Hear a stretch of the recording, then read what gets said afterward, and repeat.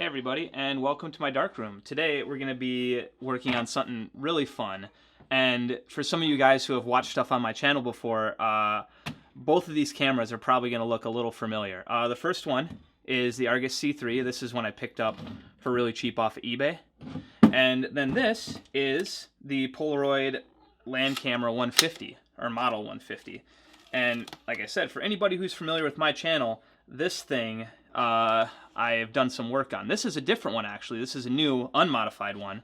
But if you're familiar with my channel, you will have known that I actually took and modified one of these to shoot 120 roll film, which I thought I had some with me, but I guess I don't. Not that I need to bring out a reference. I'm sure anybody watching this channel hopefully knows what 120 roll film looks like. But, like I said, in the past, I've modified one of these cameras, and today we're going to be doing that again, but this time I'm going to be doing it just a little bit better. This is kind of like a remix, let's say. So I'm going to be trying to dive in depth to how I modify this camera and kind of show you some more of the techniques I use, the things I did. And also, in that same time frame, I'm going to do some upgrades and some things a little better or a little differently than I did the first time around. So if you've seen that first video where I modified a land camera, this will kind of be fun because you can see the things that I've kind of upgraded and changed and done better this time around. But for now, let's get started. The first thing I'm going to do is talk about why I have this Argus C3 here. On my previous video where I added a roll film capability to the land camera, I actually needed a winder knob. In that first time around, I actually had a winder knob from just an older Kodak camera that was broken hanging around, so I was able to use that. This time around, I wanted to use a little better knob. I wanted to kind of have something that would work better with the camera, so I looked around at my own collection, and I noticed that the bottom rewind knob on the Argus C3s here is actually really great. It's got a nice little bearing in it. It's got a nice little kind of, well, like a actual threaded nut to connect it to the camera body. And I was like, oh, that would be great, a nice secure way to attach it onto here. So instead of tearing apart my own personal C3 that was my great-grandmother's that I've since inherited, which is this guy here, which I've talked about in a recent video, I decided to go and look on eBay and find a C3 that I could purely just tear down and use for parts. So I basically searched and found the cheapest, ugliest, most beat-up C3 that I could find. Which isn't hard because they made around 3 million of these, and I think this one I purchased for $2 on eBay with shipping. I think it came around to be about $10 delivered to my door. This is a camera that if you go around to a local antique shop, you'll probably find one of these, and they will probably be about $10, maybe less. They made a lot of them. But, like I said, the thing I was interested in this camera is this little guy right here. So this is that threaded little nut, and then this is the actual film winder that I will be taking and then mounting on this top plate of this camera here. So that'll be great. Obviously this was not finger tight. I had loosened this before I started the video just so I wouldn't have to struggle on camera with it. But really, this is all I need from this camera. Maybe in a later video I'll tear this down a little bit and show kind of the internals. These were really simple cameras. In fact, if you can see, it's just 4 flathead screws on the corners, and the whole faceplate of this camera lifts off, revealing the shutter mechanism and the cocking mechanism and all of that fun stuff. So, like I said, later video, maybe we'll tear this down the rest of the way, because without a winder knob, now it's just kind of a shelf piece, which isn't bad, but it's not much of a shelf piece when all its leatherette is coming off. So we'll set this to the side, and we'll get to the meat and bones of it, which is going to be opening up this. Because what I want to do to mount this to the top, I want to open this camera up and actually remove this top plate, because you have the main body of the Polaroid land camera here, but then you actually have this top piece that has the rangefinder in it. So I'm going to go ahead and remove that. There's a couple screws, in fact, if I turn the camera this way, you can probably see them a little better, that hold this top plate on. So we're just going to go through and take these off quick. Then there's one on the front side here, inside the cover, a little harder to get to.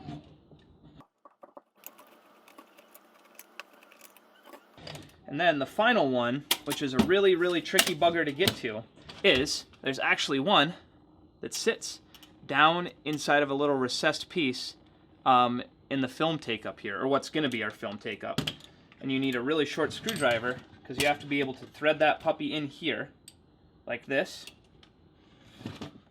and then be able to turn that and loosen it out, which takes a lot of patience to be able to do.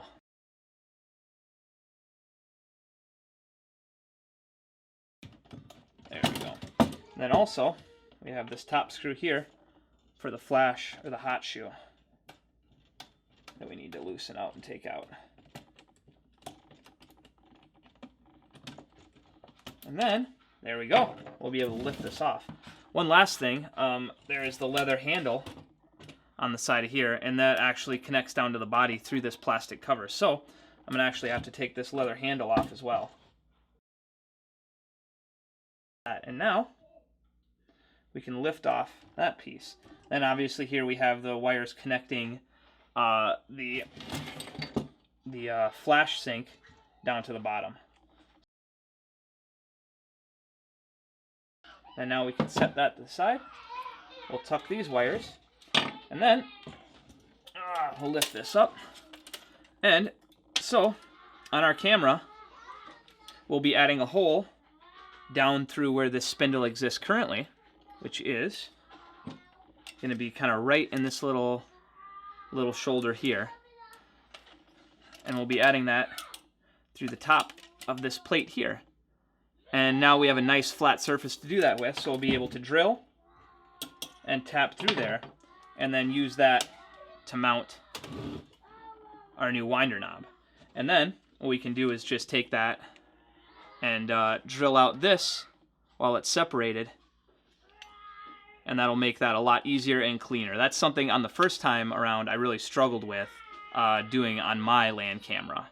So this time around it's going to be a little bit easier to achieve.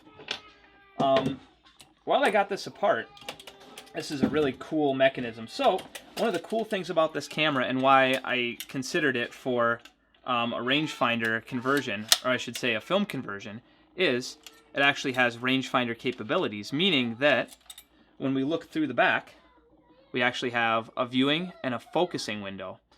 And that focusing window is achieved by actually having our view window here, which is looking through this hole. And then when we look through that range hole, we're actually looking at one mirror and then a second mirror that bounce that image out. But as you can see, and I'll have to get really close here, when we move this, it does two things. It adjusts the parallax window on our rangefinder window for actual viewing. If you can see, parallax changes that, because as we focus this, the actual plane that it focuses on changes, so it actually changes how big the square is. So that's a cool thing to know. And then this is going to be harder to see, but when we turn our knob here, this mirror stays fixed. Oops, this mirror stays fixed, but this mirror right here has this little cam that's turned on it. I'm going to zoom in for this so you can really see it, give it the best chance. So when we turn this, it turns this little cam, and that little cam has a cam follower that rides on that cam face. And that moves this mirror ever so slightly, so when I turn this, it actually changes the mirror and changes the focus distance, or it changes, I guess, how it displays the focus distance is the best way to describe that. And it moves just the tiniest little bit. In fact, it's really hard to see even with the human eye. But that's that linkage there. So when we take off that top piece, we expose that whole linkage. So that's the first step to this. If you're familiar with my other video, there's a couple other steps that we're going to have to go through. Namely is removing a few things from the back here. This film holder piece has to come out. Some of this stuff here is going to come out. And then I have some printed pieces to lay in there. So the first time around when I made this camera, I just used masking tape across here to bring my frame size down, because when you're working with 120 film, it was a little narrower than the Polaroid film they used. So, first time around, I just took a piece of masking tape, put it across there to support the film. This time around, I had a little bit more help. I actually had a friend of mine that I work with print up some of these, which are these little 3D printed guide pieces to keep the film in line. So I will be utilizing a lot of 3D printed parts on this camera, similar to on my first camera, where I had the 3D printed film spool, which lays in there like that. So you can see that without a lot of work, just simply adding that rewind lever to the top here to advance the film, and adding in some film guides and removing some pieces, we can make this camera that shot Polaroid film, which is long been since expired, viable again. So I'm going to take a quick break so I can get my drill piece marked out and get my drill ready, and when we come back, I will be hopefully drilling down the hole that will mount the film spool winder that we took out of that Argus. So that'll be the next step for this. Also, fixing these film guides in place, but that's going to be a little easier. So bear with me here, and we'll move to the next step. All right, so, ooh, that's bright. Little change of pace today. We're out in the garage shop because we're going to be doing a little bit of modification to some of the parts. We got to grind a few things. We're also going to tap a few things. So that's up today. Also, get the drill press out and do a little bit of tapping for mounting some things. Actually, we're going to mount this thing right here. This is the winder knob I'm going to use for this camera. It's a little different than the one I used last time. It's got a little better action to it. I got to do two things. I have to tap a hole to put this thing in to the top of the camera, but then I also need to shorten it down, so I'm going to throw it in the vise and cut it down after I get it shaped out on the grinder. So kind of twofold. But it is nice and cold here this morning. This is still like not even quite spring yet in Minnesota, so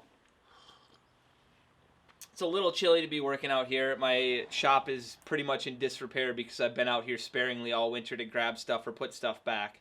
So you can see there's kind of some cleanliness here, but there's also just a lot of mess and a lot of things waiting for spring. All right, so I got my little piece chalked up in the vise. I got my grinder, and most importantly, protective gear. Anytime we're grinding, we try to cover our eyes a little bit because our eyes are important. But enough said, let's get cutting here.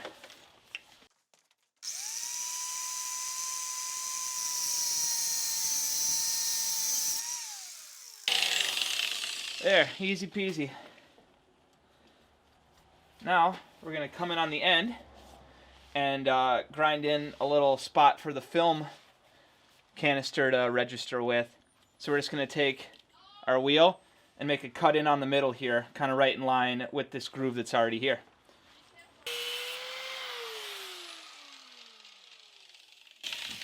Lovely.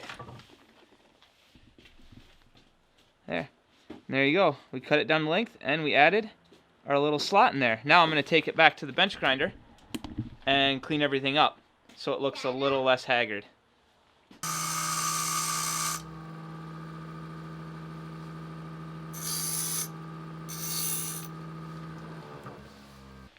All right, I got it all cleaned up on the bench grinder, as you can see.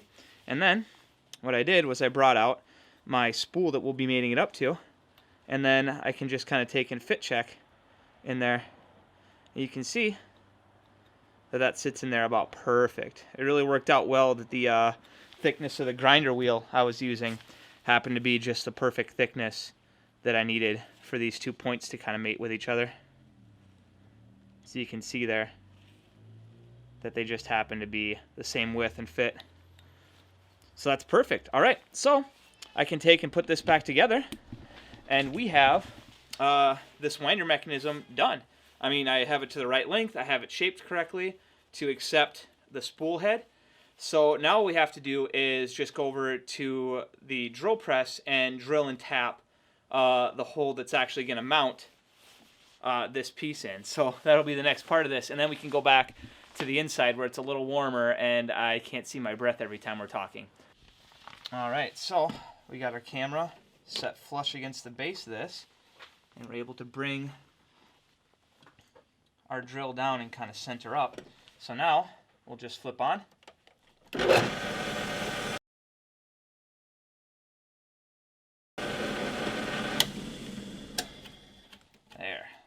clean that up a little bit. We'll make our second pass with the larger drill to get it out to the size we need, which is going to be this guy, to eventually tap. All right, we'll get this leveled on there. Kind of bring this down, get it centered. All right, let's run it.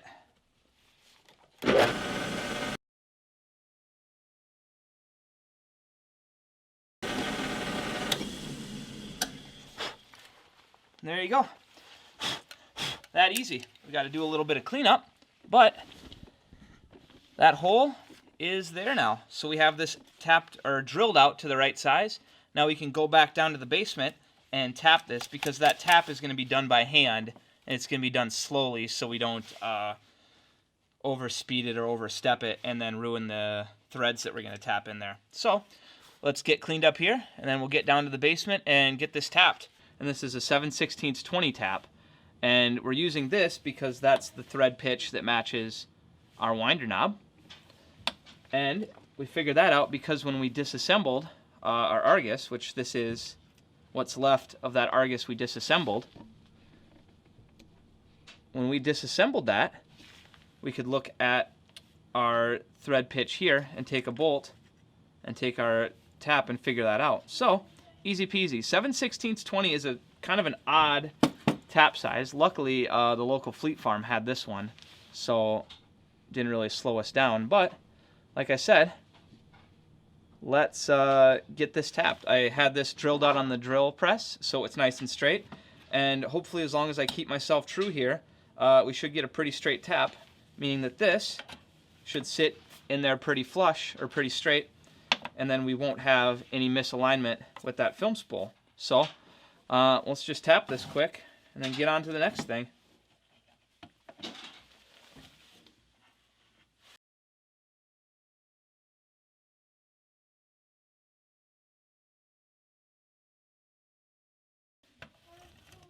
If you've never seen a tap before, you can see here, take a pause on this one, you can see here that the front of them is kind of coned in a little bit, so it starts in with just a little bit of the tap and then works into the full pitch of it later on. So as I'm turning this through here, you might notice that as we get to here, it's spinning a lot easier than it was when I started, because now we've got that full thread pitch tapped out to that full size, so it's a lot less resistance.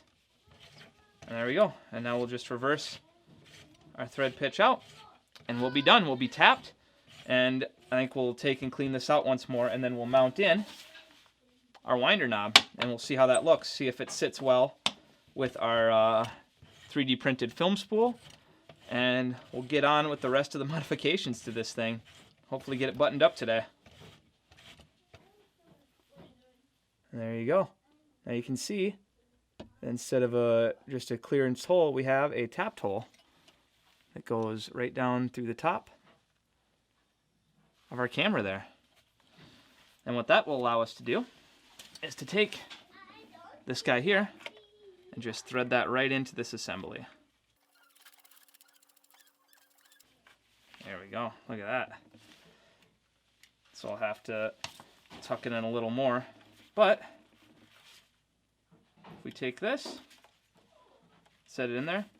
Ooh, looks like I actually need to shorten this down a little bit. I gave myself a little bit of extra room, but we just back that off a touch. You can get a good idea for how that sits in there. Yeah, there we go. And there you go. Just like that, we've got our winder knob put in. And that'll be good.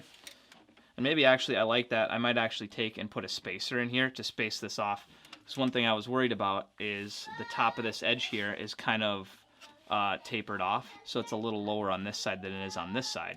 And if I put a spacer in here, this lower edge won't actually ride and grind on there. Because one thing I've noticed with my original camera is, as I used it for a while, is that there is actually a little bit of a ring worn in by the original winder knob. So if I stand that off a little bit, there'll be a little less friction there and a little less issue with that binding. So this is actually good. I purposely made this a little longer than it needed to be. so I could add a spacer in if need be and still have room. So, awesome stuff. We have it tapped and threaded. We are good to go. We're just going to take and use some hot glue to mount these up right now. So everything we're really doing is almost sort of a test fit in a way. The nice part about hot glue is, if we need to remove something, hot glue is really easy to take and unbind off of something. Especially when it's metal and plastic. In the case of these 3D printed parts. There we go. That's simple. And then, thankfully I always have some spare leftover paper just for these sort of occasions of testing stuff out. Actually, I'll grab this other one. There we go. This one's actually got a roll on it even. And I can take and see how that sits in there.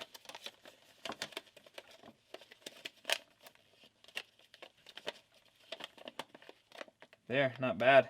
That actually sits in right between how I wanted it to. Which is always tricky because we kind of model these pieces up and then lay them in. And things never quite look on the model how they do in real life. So it's always a bit of a game of getting it laid in there correctly. But I'm really satisfied with how that looks. Let's see. I'm halfway through doing the same modification on this one. But you can see that on my original one, I basically just had some foam tape and thick like poster board in there to kind of give the same effect. So, and that works. I mean, don't get me wrong, it's great to lay things out, but given a second chance around and figuring out what I could do differently, I far more enjoy the look of this over that other look. So, awesome. The one thing I'm going to have to do a little differently though with these standoffs, they stand off the back a little more. So I'm going to have to add a little bit of a standoff on this pressure plate as well.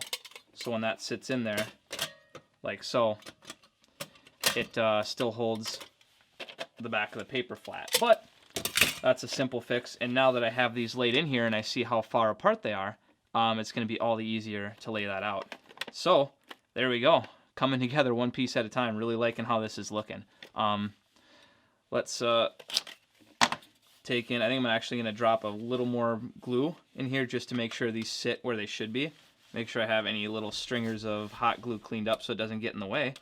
And then I think one of the last things we're going to do is unscrew this bracket here and pop this top and bottom out because we need this little flange here out of the way so that film can ride across this film plane here clearly without having any binding issues or any catching issues. So we're going to do that. So we'll back these screws out.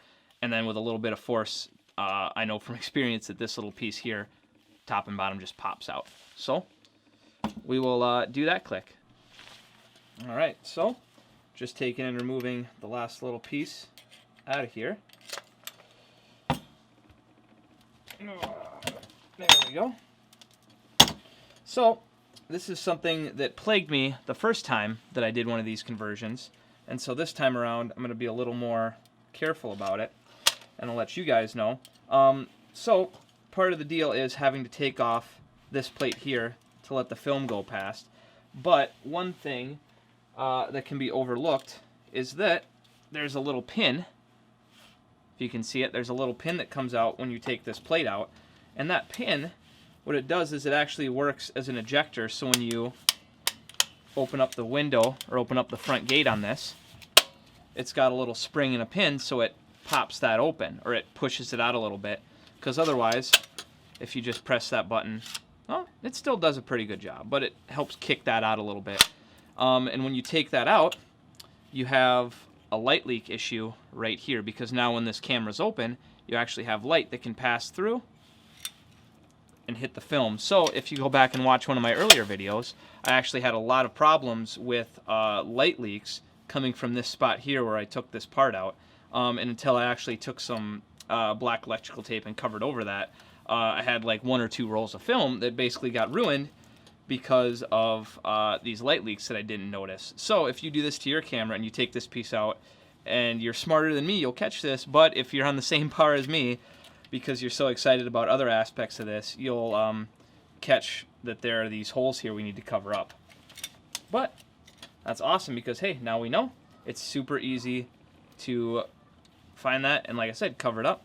And now we have our film receiving side cleared out, and now we have our film side opened up too, where we'll be having our unexposed film in the camera.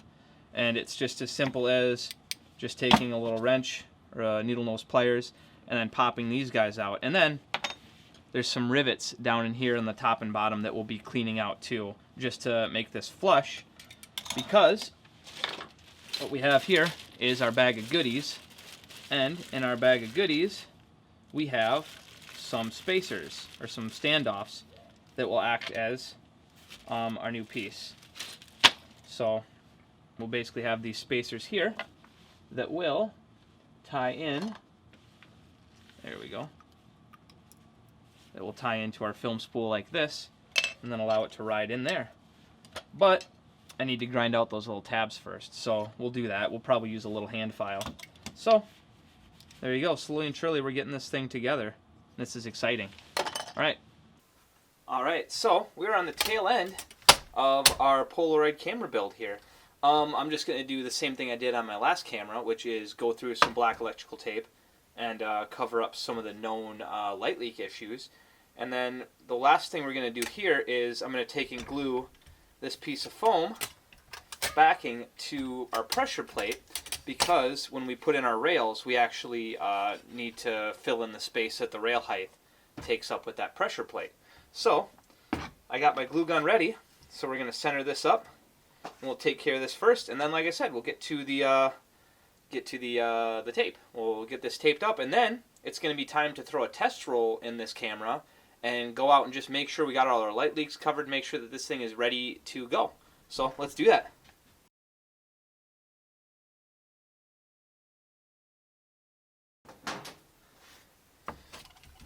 And now, like I've said in the past, we know that basically the 2 points we have to worry about are the holes here from when we remove that little tensioner guide. And then on this one, there's a couple holes here that I believe maybe go all the way through. Yep, you can actually see some light popping in behind those. So those will need to get covered up as well.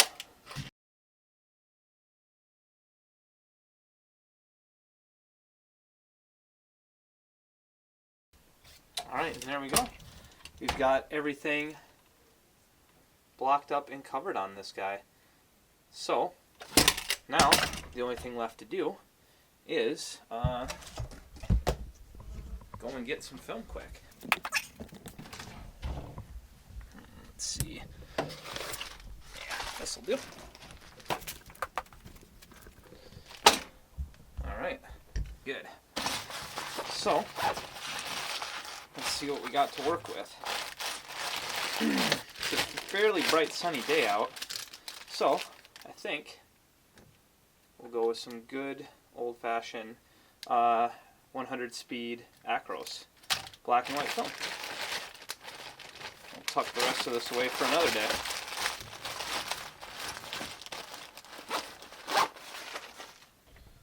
So I got a little bit ahead of myself, because before we can go ahead and load the film into here, we probably need to take and put the back on the camera. I put on this one off camera, I think, but I might be mistaken.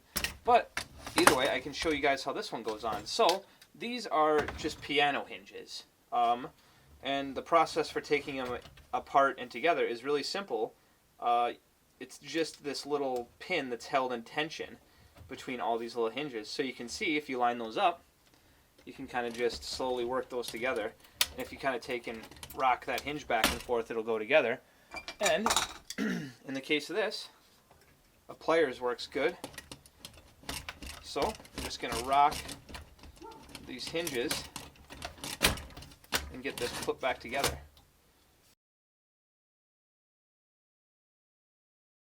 There we go. And now I'm actually going to need a pair of needle nose pliers to do this last little bit. So we'll end up pushing this little pin flush with the hinges. There we go. Awesome. And then, there you go. Your hinge is back together and working. In the case of this, there we go. We can shut that camera door, or that back latch, and now our camera is back together and functioning. Except, like I said, all we have to do is take and thread our film across, which we'll do next here. But, yeah. Otherwise, this guy is done, except for testing. So, that's what we're going to do. We're going to get that film threaded in there, and then we're going to go and do some testing with this bad boy. Make sure we don't have any light leaks, first of all, and then just make sure that our film winder is working the way we want it to, which it should, because it is very similar to the one I have on my camera now. And I've been testing with that, so pretty confident in it. But either way, let's go ahead and thread that film across. I have two kind of adapters that I made this time. One is this one, which is actually two 3D printed parts, the top and the bottom piece of the spool, and then they just snap in to an existing 120 film spool, which is nice. But then I also have my custom made, very bright, my custom made 3D printed spools, which are these here. And I'm actually going to use one of these first because I really like these. So we'll set that in there. Focus up. And then we will take and thread this film across. So it's really simple on these cameras, and in fact in any 120 camera. You're going to take your film, take off your little paper wrapper here that holds it together, and then you're going to take and stretch it across your film back and across our guides here, and you'll see that it sits right in our guides well. And then all these film spools have this little slot in them, so you're able to just take the end of this paper and put it into that film slot, and then you can start to wind the paper on. Now, all these films start with this paper backing, and the actual film is taped to the back of this paper backing. So as we wind this out, we'll eventually get to the part with the paper. So a good thing to say, and I'm doing this in slightly brighter light right now because I'm filming, but it's good to do this in subdued lighting because, especially when we wind this on here, we're going to eventually have the film be just behind this backing, so there's a little bit of fogging that can occur. With this camera, what I've found with testing on my other camera is I'm going to wind this film until I get about to the 2 on here, and that'll put me in a good spot. So I'm going to be a little past the 2 mark for this guy. There. And then we'll shut that and lock that cam over. Alright, so now our camera, is loaded with film and ready to shoot. So I guess we'll cut to the outside and we'll go and do some test shots to make sure we don't have any light leaks or any other issues going on with this camera.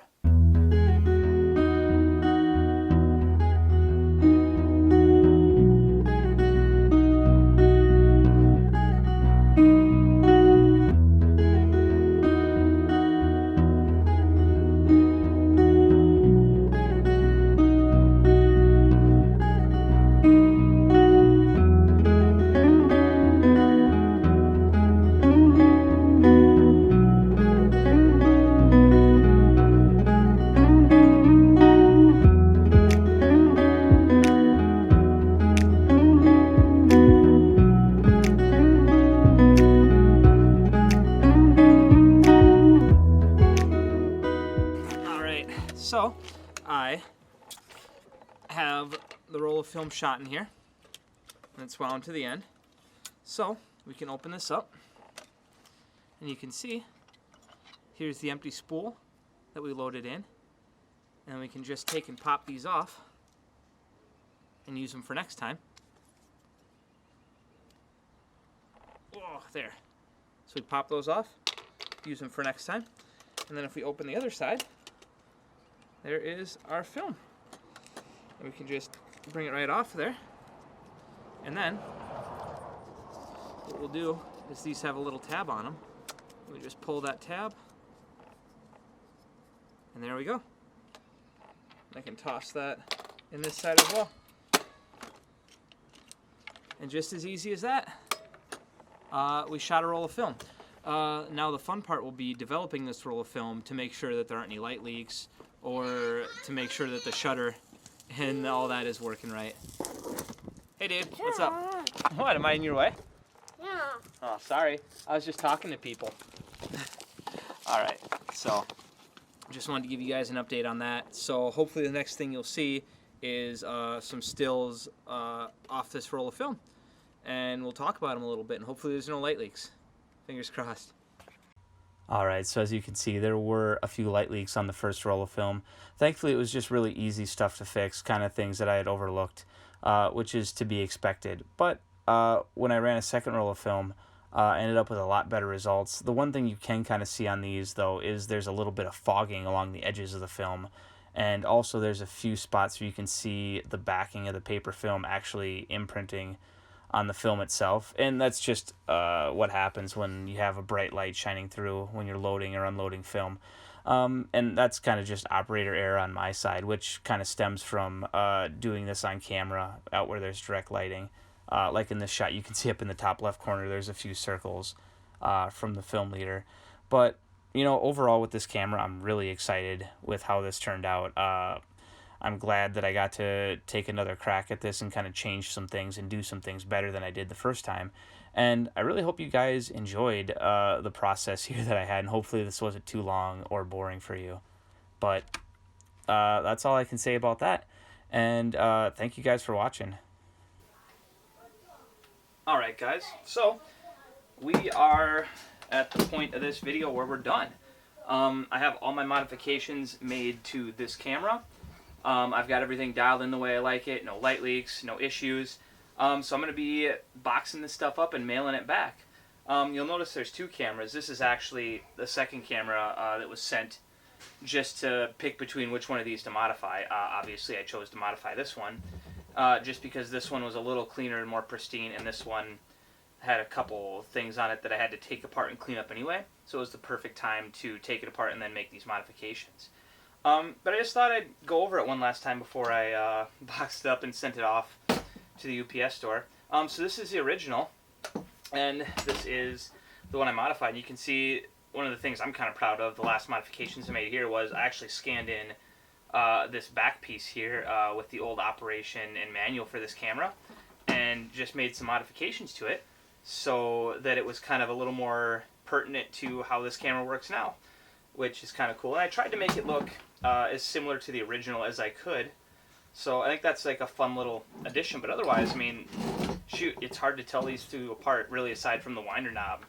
And once you get into the internals of this, they look pretty darn similar. But that's kind of what I was going for. That's the aesthetic that I like, and that's just kind of what makes sense.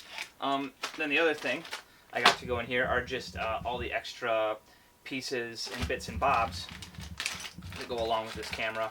So we have the spacers for the film roll side. So these stick on to the end of a film roll like this. And then that sits nice and level in here when you're pulling your film across. So we have those.